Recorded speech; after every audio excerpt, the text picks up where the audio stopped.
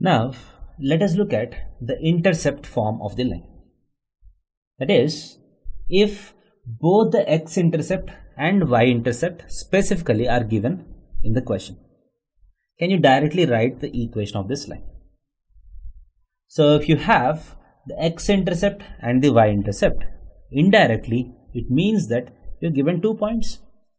Because if the x-intercept is a, that means the line is passing through the point a, 0. If the y-intercept is b, that means the line is passing through the point 0b. Now, that means this line is passing through the points a0 and 0b. So, what is the equation? Y minus, you can take any of these points as x1, y1. Let us take this as x1, y1. Y minus 0 is equal to slope b minus 0 by 0 minus a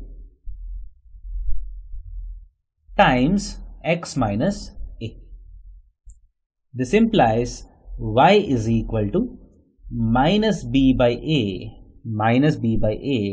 times x minus a.